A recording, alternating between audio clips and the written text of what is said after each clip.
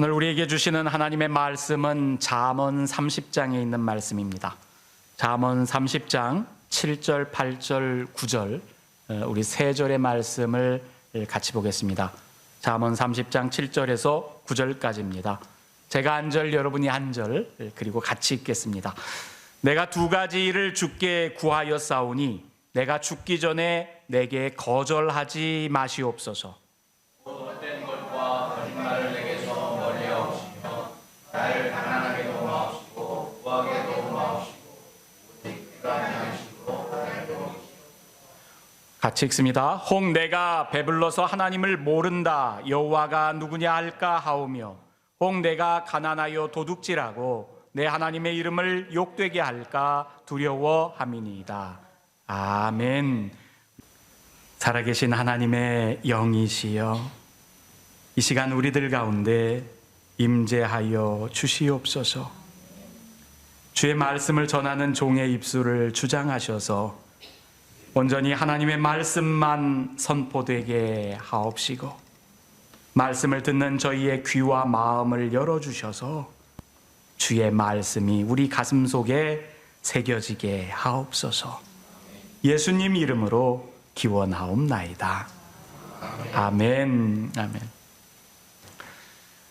오는 금요일이 추석입니다. 그래서 공동체는 추석을 앞두고 오늘 추석 민속 명절 예배로 이렇게 드리자 그렇게 정해서 같이 예배를 드립니다. 또 예배 후에는 여러분 만찬도 이렇게 함께 나눈다고 그랬지요. 떡, 과일 같은 거 있으니까 함께 이렇게 나눌 수 있길 바랍니다. 사실 추석이라고 하지만 여러분 설도 마찬가지고요. 우리가 미국에 이민 와서 살면서 한국의 명절을 이렇게 제대로 세면서 삽니까? 그냥 지나가지요. 교회에서나 그나마 교회에서나 아예 한국의 설이요, 한국의 추석이요 그러면서 같이 이렇게 또 줍니다. 사실 추석이라고 하지만 여러분 설도 마찬가지고요. 우리가 미국에 이민 와서 살면서 한국의 명절을 이렇게 제대로 세면서 삽니까? 그냥 지나가지요. 교회에서나 그나마 교회에서나 아예 한국의 설이요 이렇게 날 거예요. 여러분 그 연령대에 따라서 또 다르겠지요. 그리고 어떤 시각으로 바라보느냐에 따라서 추석에 대한 이미지들이 이렇게 다를 겁니다. 저는 한 50여 년 이렇게 조금 더 살았어도 추석 그러면 연상되는 이미지들이 어렸을 때 시골을 이렇게 찾아가는 그때의 모습들이 이렇게 연상됩니다. 제가 찾아보니까 한국 그 기록원에 이렇게 있는 사진들이에요. 이게 추석의 사진들인데 대략 한 50여 년 전 70년대에 찍은 사진들입니다. 귀성 버스들이 있어요. 그러면은 예전에 이렇게 농촌에서 태어나서 중학교 이렇게 졸업하고 우리 누이들이 여러분 도시에 돈 벌러 간다고 다 갔어요. 방직 공장 같은데 뭐 한일합섬 그런 데서 일하면은 명절 때 되면은 버스들을 이렇게 대절해서 사는 지역마다 태워가지고 이렇게 보내주지요. 야간에는 고등학교 공부하고 낮에는 방직 공장에서 일을 하고 그랬던 누이들이 버스를 타고 이제 귀경길에 가는 거예요. 귀성길에 가고 돌아올 때는 또 이제 귀경 버스를 타고 오고 그랬던 사진 중에 하나고 또 한 사진은요 방앗간에 이렇게 줄 서 있는 사진들이에요. 이렇게 떡을 하러 쌀가루들을 이렇게 빻으라고 이 방앗간에 쭉 이렇게 다들 하나씩 이렇게 짊어지고 와가지고 쭉 늘어서 있는 그런 사진을 본 적이 있습니다. 여러분 부모는 농사를 지었던 시대에 자식들은 도회지에 나가서 돈을 벌기 위해 출타했던 시대. 추석이면은 한 3일 정도 이렇게 회사에서 휴가를 주고 사람들이 이렇게 고향에 방문할 수 있도록 해줬던 그런 시대.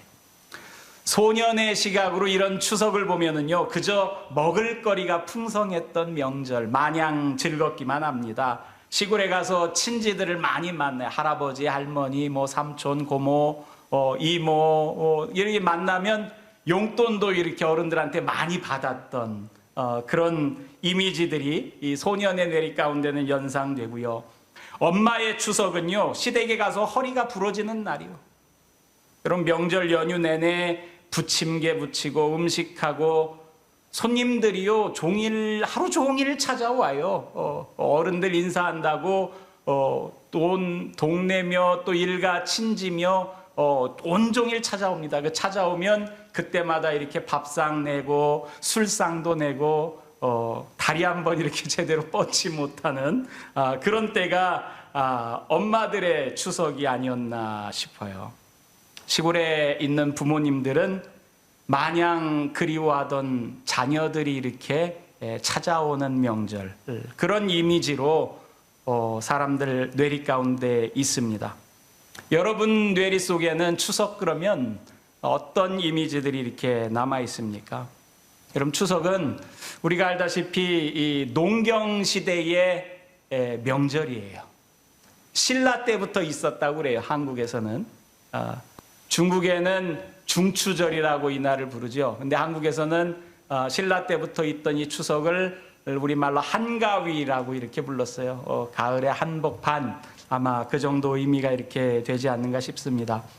추석 때 속담처럼 전하고 건네는 인사말이 더도 말고 덜도 말고 한가위만 같아라 그러죠. 더도 말고 덜도 말고 한가위만 같아라. 여러분, 추석 때쯤 되면은 들녘에는요, 이 한해 동사 지었던 벼들이 익어가지고 수확을 막 앞두고 있어요. 그래서 벌판이 황금색이요, 그죠? 황금 벌판입니다. 시카고 교외로 조금만 나아가도 여러분, 콩밭에 콩들이 다 누렇게 익어가지고 콩밭이 마치 우리 한국의 벼가 익은 그런 벌판처럼 황금색으로 이렇게 되어 있더라고요. 농부들이 그것을 바라보는 마음이 어떻겠어요? 그냥 흡족하지요. 한 해 농사 지은 것들이 이제 곧 이렇게 수확할 그것들이 이 벌판을 가득 메우고 있으니까 마음이 얼마나 뿌듯하겠습니까? 이 마음 가운데 이 더도 말고 덜도 말고 늘 이맘때 같았으면 좋겠다. 이 마음이 여러분, 한가위를 지내던 우리 선친들의 마음이고 또 우리들의 마음이기도 합니다. 더도 말고 덜도 말고. 여러분, 끝모르는 욕심이 아니지요. 오늘 우리가 사는 자본주의 시대에 끝없는 욕심이 아니에요. 더도 말고래요. 더도 말고. 더 없어도 돼. 이만큼이면 좋게. 덜도 말고. 부족하지도 않고. 그저 이맘때 이만큼 이 정도면 족하다는 그런 마음이 여러분, 이 추석을 기다리는 이들의 마음 가운데 있었습니다. 오늘 우리가 읽은 성경 말씀 속에도요, 더도 말고 덜도 말고 하는 이런 마음이 담겨 있습니다. 나를 가난하게도 마옵시고 부하게도 마옵시고 오직 필요한 양식으로 나를 먹이시옵소서. 나를 가난하게도 마시고 나를 부하게도 마시고. 여러분, 기도가 멋지지요? 근사하지 않아요? 여러분, 기도하는데 이렇게 기도합니까? 부자 되게 해주세요. 그렇게 기도하지. 나를 부자가 되지 말게 해주세요. 이렇게 기도해요. 아굴의 기도입니다. 아굴의 기도. 여러분, 아굴이 누구인지 성경에는 알 도리가 없어요. 여기에만 나와요. 잠언 30장에만 나오는 사람이 이 아굴인데, 이 아굴이라는 사람이 이 기도를 합니다. 이 잠언을 우리가 솔로몬의 잠언이다 그러지만 잠언 30장은 아굴이라는 사람이 쓴 잠언이고, 또 잠언 31장은 르무엘 왕의 어머니가 이렇게 왕에게 전해준 잠언, 그렇게 한 달러씩 이렇게 있습니다. 이 아굴이라는 사람이 우리가 누군지 몰라요. 그저 성경에서 이 말씀은 야게의 아들, 야게라는 사람의 아들이었나 보죠. 야게의 아들 아굴의 자문이니 그가 이디엘 곧 이디엘과 우갈에게 이른 것이니라 하면서 아굴의 이름이 여기에 한 번 나올 뿐입니다. 그럼 근데 이것이 쉽게 이렇게 아굴을 소개한 것 같지만 사실 이 부분을 성경이 뭐 한국어로도 그렇고 영어로도 그렇고 옮겨 놓는 것이 히브리어에서 상당히 난해한 부분입니다. 이 성경마다 여러분 이 글을 어떻게 번역했는지가 같지 않아요. 다 달라요. 뭐가 다를 게 뭐가 있어요? 아굴이 자문인데 아굴이 이디엘과 우갈에게 이른 것이야. 이 간단한 부분이 여러분 도대체 뭐 어려울 게 뭐가 있어요? 그런데 우리가 보면은 아굴이라는 것이 사람 이름이지요. 이디엘도 사람 이름 같아요. 우갈도 사람 이름 같아요. 근데 이 이름 속에 의미가 있어요. 그래서 어떤 성경들은 이 의미를 해석해서 기록해 놓기도 합니다. 우리가 읽은 그 개역 개정은 이 말씀은 야게의 아들 아굴의 자문이니 그가 이디엘 또 이디엘과 우갈에게 이른 것이다 이렇게 번역했잖아요. 이게 우리가 읽은 개역 성경입니다. 영어에도 여러분 개역 성경이 있어요. 그 RSV라고 그러죠. 여러분 예배당에 앞에 이렇게 꽂혀 있는 이 성경책이 이 한국 성경책으로 따져서 개역 성경이에요. 이 Revised Standard Version 그래서 RSV라고 그럽니다. 이 RSV의 영어를 보니까 The word of Agur, son of Jacque, of Massa. 이 마사에 있는 이 우리말에는 이 마사가 빠져 있지요. 근데 마사라는 지역에 있는 야게의 아들 아굴의 말이다. 그 사람이 이디엘에게 이르되 또 이디엘과 우갈에게 이르되 이렇게 하고서는 우리 개역 성경처럼 히브리어를 영어로 옮겨 놨어요. 그런데 우리도 개역 성경이 있고 그것을 개정해서 개역 개정 성경이 있지요. 지금 여러분들이 가지고 다니는 성경이 개역 개정입니다. 이 RSV도 오래돼서 이것을 개정해서 New RSV가 있어요. NRSV입니다. 그래서 그 성경을 보면 아래에 사람 이름으로 나온 것을 해석해 놨어요. 그 해석한 것을 보니까 이게 야게의 아들 아굴의 말인데 그가 선언하기를 이렇게 이야기하죠. I am weary, O God, I am weary, O God. How can I prevail? 그래요. I am weary. 이게 이디엘입니다. 이디엘에게 말했다라고 한 것을 이디엘에게 말한 게 아니라 아굴이 이디엘이라고 말했다 이거예요. 이디엘이 무슨 뜻인데? I am weary. 나는 피곤합니다. 하나님 나는 피로해요. 하나님 나는 지쳤어요. 그리고 여러분 우갈이라는 말은 히브리어로 이긴다라는 뜻이에요. 그게 How can I prevail? 내가 어떻게 주님 이기겠습니까? 이런 말이에요. 이 아굴이라는 말은요 나그네라는 의미가 그 이름 가운데 담겨져 있어요. 그러니까 이 잠언 30장에 처음 표제어처럼 소개하는 말만 보면 아굴, 이디엘, 우갈 이런 이름 속에 나그네, 인생이 나그네. 근데 그 나그네 인생이 어때? 피곤해. 인생이 참 힘들고 피곤하고 하나님 너무 지쳐요. 어떻게 내가 이 인생을 이겨갈까요? 그런 의미가 이 이름들 가운데 담겨져 있어요. 근데 우리가 그냥 이 아굴이 이디엘과 우글에게 이른 것이다 그러면 그런 의미들을 모르잖아요. 그래서 영어에서 이 NRSV 같은 대부분의 요즘 읽는 영어 성경들에는 이 의미들을 가지고 무슨 뜻인지 알도록 이렇게 써놨어요. 하나님 내가 힘들어요. 내가 피곤해요. 어떻게 내 인생을 꾸려갈 수 있을까요?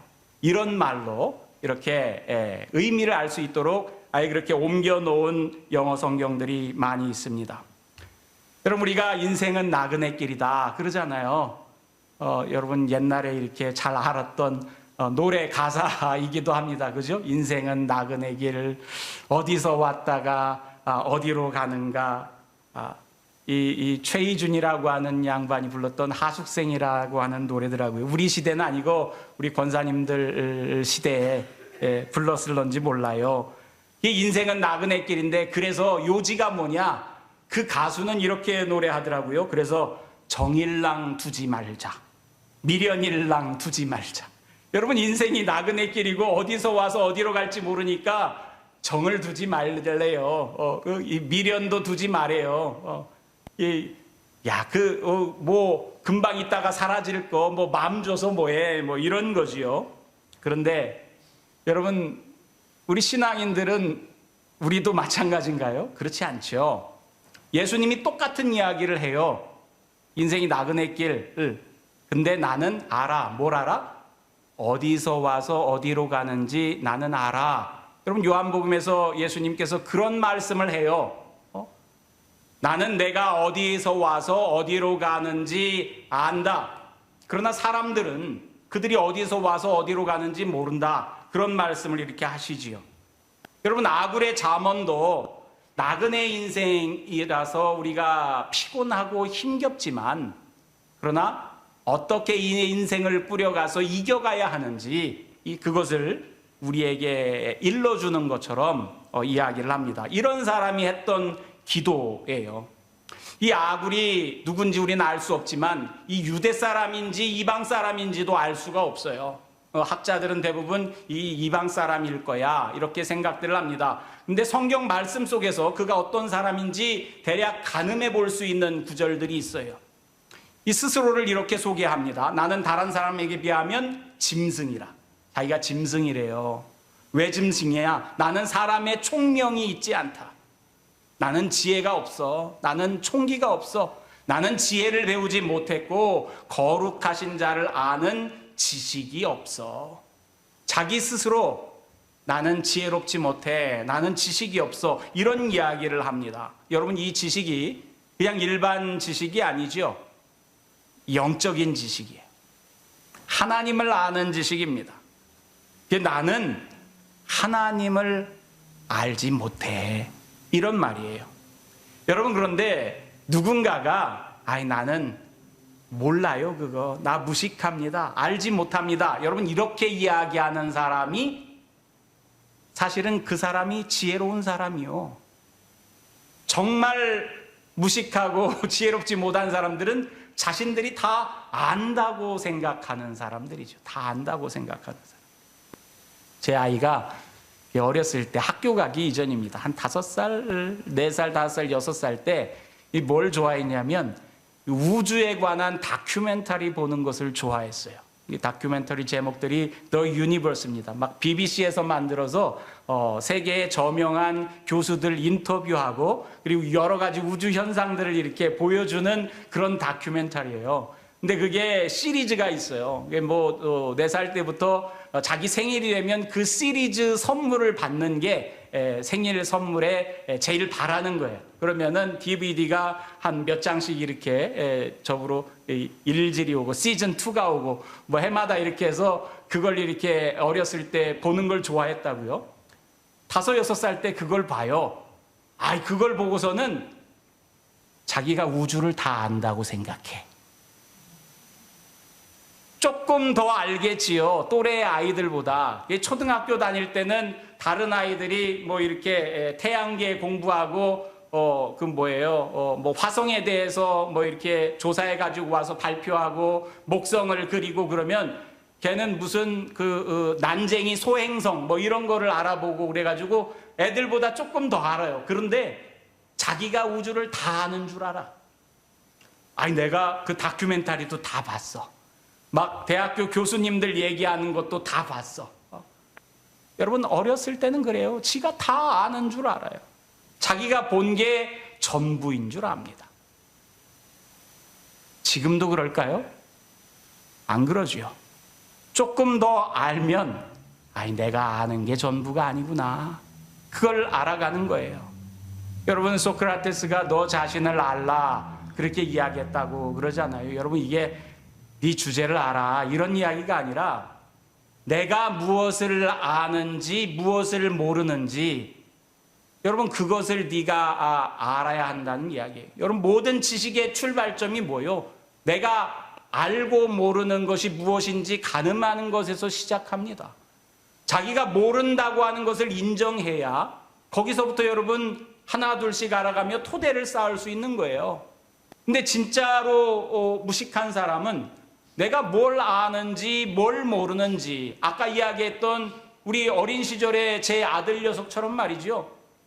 천지분간이 안 되는 거죠. 뭘 알고 뭘 모르는지 몰라.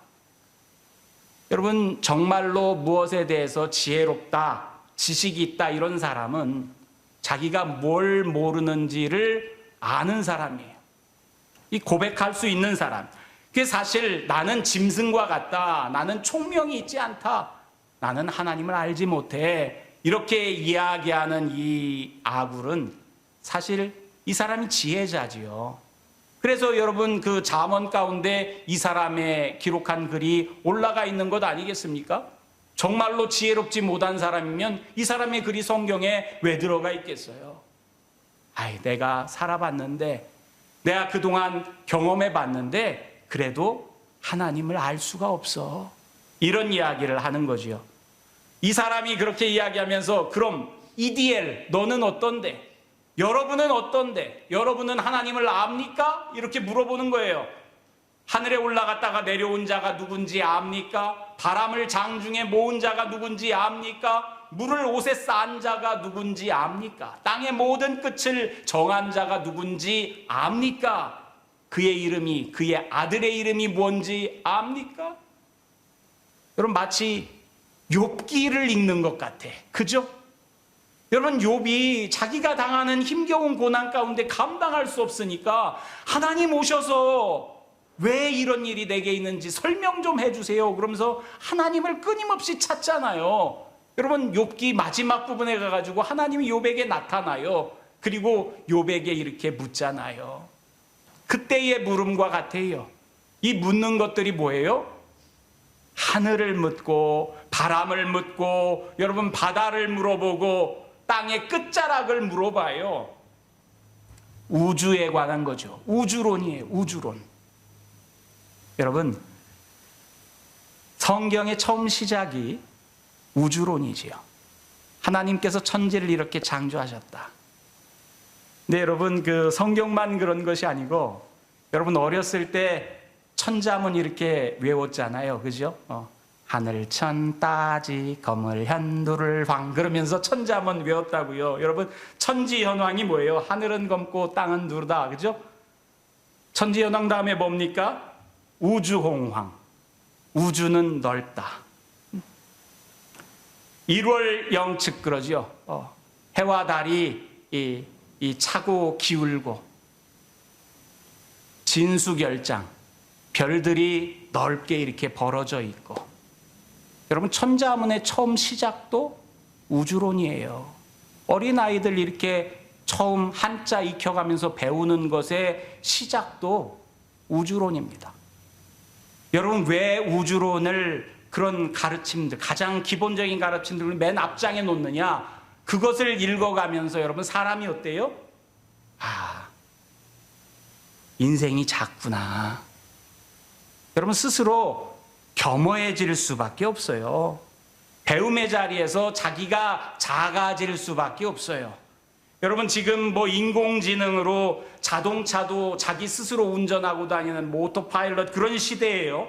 그런데 모든 것을 다 알아가는 것 같지만 여러분 저 하늘을 볼 때 사람이 가본 데가 달까지밖에 못 가봤어요. 여러분 저 은하수 맑은 날 옛날 추석 이렇게 달밤에 올라가면 달만 보이는 것이 아니라 그 맑았던 하늘에 은하수가 가득 이렇게 보이잖아요. 그 끝없이 광활한 우주에 아는 게 하나도 없어요. 지금도 마찬가지지요.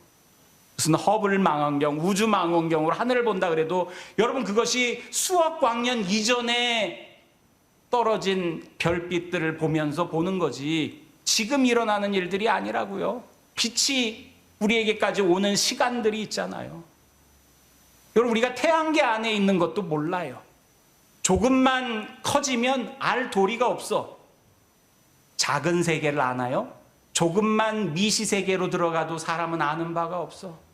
여러분, 코로나 바이러스, 그것에 대해서 우리가 아는 바가 없어서 얼마나 많은 사람들이 지난 몇 해 동안 죽었습니까? 그럼 베르나르 베르베르라고 하는 프랑스의 작가가 쓴 개미라는 책이 있었어요. 이 소설책인데 30여 년 전 처음 출판됐습니다. 개미들 시각에서 이제 세상을 바라보는 거예요. 개미들이 볼 때 미스테리한 일이 하나 있어. 아니, 갑자기 하늘에서요, 둥근 탁구공 같은 것이 쭉 내려오면 자기 동료 개미가 없어져. 미스테리야. 아무리 찾아도 어디로 갔는지 흔적도 없이 그냥 없어져. 그 둥근 탁구공 같은 게 뭔지 아세요? 사람의 손가락이요. 아이 손가락이 지나가는 개미 위에 이렇게 쭉 내려와가지고 개미를 이렇게 꾹 누르면 손가락에 달라붙어가지고 개미가 그냥 없어지죠. 개미의 시각에서는 그냥 하늘에서 갑자기 큰 붉은 공이 내려와가지고 동료를 한번 이렇게 뭉개더니 동료가 사라져버려. 알 도리가 없어. 무슨 일이 일어났는지. 여러분, 우리보다 조금 큰 세상에서는 무슨 일이 일어나는지 알지 못하면서 산다고. 조금 작은 세상에 들어가도 무슨 일이 일어나는지 모르면서 살아가요. 미생물 세계도 모르고 저 거시 세계도 모르고. 여러분, 그런 것을 아느냐 묻는 거죠. 아굴의 잠언이 여러분 지금보다 이 몇천 년 전, 3,000년 전 그 시대 사람이 물어봐요. 그 시대도 몰랐지만 3,000년 지났다고 우리가 알아요? 우리도 몰라. 이러자 이 사람이 이렇게 얘기해요. 하나님의 말씀은 순전하고 그 말씀, 그를 의지하는 자의 방패니라. 너는 그의 말씀에 더하지 말라. 그가 너를 책망하겠고 너는 거짓말하는 자가 될까 두려우니라. 야, 너 아는 거 없으면, 하나님에 대해서 아는 것 없으면 그냥 하나님 말씀 가운데 그 말씀이 진리야 하면서 따라가지. 네가 뭘 안다고 거기에 뭘 보태고 거기서 뭘 빼고 네 말을 해가지고 그것이 거짓말이 되어지고 그런 것을 하느냐 그러면서 인생에게 꾸짖으면서 주신 말씀, 그것을 순전하니까 소중히 해라, 이런 말을 하면서 그 다음 주시는 말씀이 자기가 기도하는 내용을 담아놔요. 야, 우리 인생이 이런 것이니까, 보잘것없는 존재니까 우리가 기도한다고 하는 것, 그것이 뭐냐? 내가 두 가지를 주께 구하였사오니 죽기 전에 내게 거절하지 마시옵소서. 여러분, 두 가지 기도 제목을 가지고 하나님께 기도했대요. 근데 기도했다 한 번 이거 끝나는 게 아니라 죽기 전까지 나에게 그것을 거절하지 말아주세요 하면서 그 기도가 자기 일생 동안 이렇게 계속되어지는 거지요. 이 두 가지 기도 제목이 이 아굴, 이 지혜자에게 처음부터 끝까지 자신의 기도 제목이에요. 첫 번째 기도, 헛된 것, 거짓말을 내게서 멀리 하옵시며 하나님, 내가 진실된 사람 되게 해주세요. 헛된 것이 아니라 참된 것을 구하는 사람, 하나님 말씀 편에 서 있는 사람, 주의 말씀 가운데 살아가는 사람, 거짓말, 그저 작은 이익에 자기의 태도를 이렇게 쉬 바꿔가는 그런 인생이 아니라 하나님 편에, 진리 편에 서는 사람 되게 해주세요. 이게 첫 번째 기도요. 그리고 두 번째 기도가 여러분 한가위 그 인사말 같은 기도지요. 나를 가난하게도 마옵시고 부하게도 마옵시고 오직 필요한 양식으로 나를 먹이시옵소서. 여러분도 이 기도가 여러분의 기도 되기를 바랍니까? 정말로요? 여러분, 이런 기도 이렇게 드리고 싶습니까? 부하게도 마옵시고, 여기에서 사실 많이 걸린다고요. 부하게도 마옵시고, 하나님 나를 부자 되게 하지 말아주세요. 여기에 조금 전에 말해 뭐예요? 거짓말을 내게서 멀리 하게 해주십시오. 여러분, 하나님 나를 부자 되게 하지 마세요. 여러분 이렇게 기도해요. 여러분 언제부터인가 새해 인사의 미덕이 한국에서는 부자 되세요였어요. TV 광고에서도요, 탤런트가 나와가지고 여러분 부자 되세요 하면서 광고를 해요. 이게 새해 인사가 되어버린 시대를 우리가 삽니다. 여러분 우리가 사는 시대, 이 자본주의 시대, 욕망의 시대죠. 욕망의 시대. 소비가 미덕인 시대. 전에 한국에 대통령 이렇게 선거에 이렇게 하나의 캐치프레이즈 중 가운데 하나가 나는 아직도 배가 고픕니다.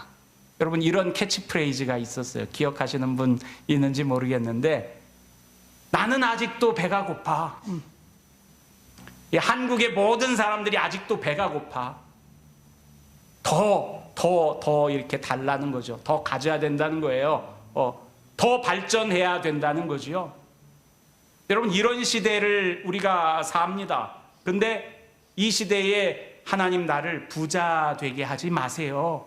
이런 기도를 여러분 드리고 싶습니까? 오늘 이 아굴이 했던 말 가운데 그 시대 사람들을 빗대어서 거머리라는 말을 합니다. 이 거머리에게는 두 딸이 있어 다오다오 하는지라. 여러분 누군가가 달라붙어 가지고 떨어지지도 않고 그냥 찰거머리처럼 나한테 이것 줘 저것 줘 하고 달라고 하는 사람, 이것을 두 딸이 있다 거머리에게 이렇게 표현하는데, 여러분 예전에 이렇게 거머리에게 물려본 사람들 있으면 거머리가 다리에 이렇게 달라붙어 있어요. 이 거머리를 떼서 보면은요 꼭 입이 두 개 있는 것 같이 보이잖아요. 이 위에 있는 건 입이고 밑에 있는 거는 이제 배설기관이래요. 그런데 그것도 입처럼 보여요. 그래서 두 딸이 있는 것 같다 이렇게 아굴이 표현을 하죠. 이 거머리가 여러분 얼마나 그 피를 빨아먹어요. 거머리 떼려고 하면 떨어져요? 안 떨어져요. 계속 달라고 하는 거예요. 족한 줄 모르는 사람들이죠. 족한 줄을 모르는 사람들. 그 시대를 일컬어서 여러분 거머리 이렇게 이야기를 하는데, 여러분 요즘 시대를 살아가는 사람들 족한 줄 압니까? 이만큼이면 됐어. 이만큼이면 감사하지. 풍성해. 아니요. 족한 줄 몰라. 더 좋은 게 아직도 많이 있거든. 여러분 전화기를 들고서 SNS 이렇게 봐요. 뭐 인스타그램이다, 여러분 뭐 카톡이다, 사진들 오는 거 봐요. 그러면은 좋은 사진들만 오잖아. 나 아직 못 먹어본 이렇게 맛있어 보이는 것들이 사진에 가득하고요. 이렇게 경치 좋은 곳이 아직도 사진에 가득하고, 그거 바라보는데 하나님 나는 이만하면 좋게요. 하나님 나도 여기 가보고 싶고, 하나님 나도 이거 먹어보고 싶고. 여러분 그러지 않아요? SNS를 보면서 행복하다. 여러분 SNS 보면서 자기 삶에 대해서 만족감을 가장 못 느낀다고요. 그러면 어떤 책 제목 중에 SNS에는 절망이 없다 이런 제목이 있어요. 여러분 친구가 카톡으로 올려놓는 사진에 절망스러운 모습이 있어요? 다 좋은 것만 있지. 자랑하는 것만 있고. 그런 것만 보면 여러분 우리 욕망이 끝이 없어요. 이것도 하고 싶고 저것도 하고 싶고 이것도 가고 싶고 이것도 먹고 싶고. 그리스 신화 가운데요, 여러분 데메테르와 에릭식톤이라고 하는 이야기가 있어요. 데메테르는 풍요의 여신입니다. 에릭식톤은 그리스의 왕인데 욕심이 많은 사람이야. 그래서 자기 집을 넓히기 위해 가지고 나무를 끊임없이 베어대는 사람, 또 농작물을 더 많이 수확하기 위해서 땅을 계속해서 이렇게 개간하는 사람. 그러면서 이 풍요의 여신이 아끼는 식물들을 자꾸만 베어요. 그러다가 이 나라 사람들이 가장 아끼는 그 참나무가 한 그루 있는데 굉장히 큰 나무요. 그 나무를 베어서 자기 집에 이렇게 식당을 크게 만들면 좋을 것 같아. 이 에릭 식톤이 그 나무를 베라고 하니까 사람들이 저 나무는 여신 데미테르가 아끼는 나무라 우리가 베면 안 됩니다. 재앙이 닥칩니다. 그런데 자기가 직접 가서 도끼로 나무를 찍어서 베요. 그 나무가 피를 흘리면서 이렇게 죽었다고 신학 가운데 나와요. 그러자 이 데메테르가 이 에릭 식톤에게 저주를 내리는데 어떤 저주를 내리냐? 허기를 이 사람에게 보내요. 허기도 신이야. 허기라는 신을 이렇게 보내가지고 이 에릭 식톤을 허기가 들어가게 하는데 그 다음부터 이 사람이 걸신 들린 사람이 됩니다. 끊임없이 먹어요. 끊임없이 먹어. 식탐이 그치질 않아요. 계속 먹어야 돼. 자기가 가진 재물을 왕인데 다 팔아가지고 먹을 것을 사도 끝이 없어요. 나중에는 자기 딸도 팔아요. 그 딸을 판 돈을 가지고 자기가 또 먹을 것을 사서 먹어. 종국에는요, 다 먹고 나서 먹을 것이 없으니까 자기 몸뚱이를 뜯어먹어요. 그리고 이빨만 남습니다. 이게 그리스 신화 가운데 나오는 에릭 식톤이라고 하는 사람의 이야기요. 여러분, 오늘 우리가 사는 시대를 보면은 이런 모습이 우리 삶 가운데 있지 않나 싶어요. 그리스 신화의 이야기지만 여러분, 현대를 살아가는 사람들의 욕망이라는 것도 그침이 없이 한없이 계속되면, 심지어는 여러분 우리의 욕망이 우리의 기도 가운데도 투영되는 경우가 얼마나 많습니까? 여러분, 기독교 서적 가운데 몇 해 전까지만 해도 베스트셀러로 팔렸던 책이 야베스의 기도요. 야베스의 기도 여러분 알 거예요. 역대상 4장 10절에 있어요. 야베스가 이스라엘 하나님께 아뢰어 가로되 원컨대 주께서 내게 복의 복을 더하사 나의 지경을 넓히시고 주의 손으로 나를 도우사 나로 환난을 벗어나 근심이 없게 하옵소서. 여러분, 아굴의 기도랑 견주면 어때요? 똑같이 성경에 있는 기도입니다. 여러분, 아굴의 기도는 하나님 나를 부하지도 말게 가난하지도 말게 해주세요 그랬는데, 여기서는 야베스는 뭐라고 기도해요? 복에 복을 더해 주셔서 계속 복을 달라는 거죠. 그래서 어떻게 해요? 지경을 넓혀주세요. 마치 여러분 이걸 제일 좋아하는 사람들이 복덕방 주인들이에요. 그죠? 지경을 계속해서 넓혀가. 여러분, 땅 부자들이 제일 좋아하는 성경 구절이에요. 하나님 내가 가진 땅을 자꾸만 넓혀주세요. 그럼 마치 기도가 자기가 가지고 있는 어떤 욕망을 신앙을 투영해서 그것을 채워가는 것처럼 그렇게 이용될 수 있는 소지의 기도가 야베스의 기도입니다. 근데 사실 여러분, 야베스의 기도를 우리가 제대로 알아야 돼요. 이런 기도도 필요하죠. 아까 하나님 나를 부자 되지 말게 해주세요, 이런 기도도 필요하고, 하나님 나를 복에 복을 주셔서 지경이 넓어지게, 이런 기도도 필요해요. 상황이 달라요. 여러분, 야베스의 기도가 어디에 있어요? 역대상 4장에 있어요. 여러분, 역대상을 읽어보신 적 있습니까? 역대상은요, 1장부터 8장, 9장까지 족보가 써 있어요. 족보가. 역대상이 언제 쓰여진 책인지 아세요? 이스라엘 사람들이 나라가 다 망하고 포로로 바벨론에 끌려갔다가 거기서 돌아왔어요. 돌아와서 자기 나라에서 와서 보니까 나라 땅이 다 황폐해지고 이게 어떻게 해야 될지 감이 없어. 성전이 다 무너지고 예루살렘 성전을 새로 세워야 되는데, 여러분, 성전을 새로 세우자, 하나님의 성전을 세우자, 이런 목표로 쓰여진 책이 역대기서입니다. 근데 이 역대기서를 써나갈 때 우리가 예전에 어땠는지, 이스라엘 사람들이 어땠는지, 그래서 여러분 족보를 쭉 쓰는 거예요. 아담 때부터 이렇게 쭉 해가지고 지금 포로에서 돌아온 시절까지 족보를 쓰다 보니까 한심하기만 해. 백성들이 다 낙심해 있어. 하나님 우리에게 용기를 주세요. 하나님 우리에게 다시금 복을 주시고 이 복에 복을 더해 주세요. 하나님 다시금 우리의 지경을 넓혀 주세요. 여러분, 전쟁이 끝나고 나라가 황폐되어 있는 그런 상황에서 이런 기도 드려야지요. 하나님 우리가 다시 일어나야지 되겠습니다. 하나님 우리에게 지경을 넓혀주세요. 옛날 다윗 왕 때처럼 하나님 우리가 다시 일어설 수 있게 해주세요. 그래서 주의 손으로 우리를 도와주셔서 환난을 벗어나게 해주세요. 여러분, 그 시대적인 상황 가운데서 야베스라는 사람이 했던 기도가 족보 가운데 이렇게 들어가 있는 거예요. 이 역대기 상황 속에서 했던 기도입니다. 근데 여러분, 이 기도를 가지고 와서 자본주의 욕망의 시대를 살아가는 사람들이 하나님 나에게 복을 더해 주셔서 버는 돈이 더 많아지게 여러분, 잘못 적용하는 거죠. 이 기도는 어디서 해요? 재난을 당한 이재민들이 드릴 수 있는 기도요. 한참 전쟁 가운데 나라가 폐허가 된 곳에서 드릴 수 있는 기도입니다. 이게 야베스의 기도요.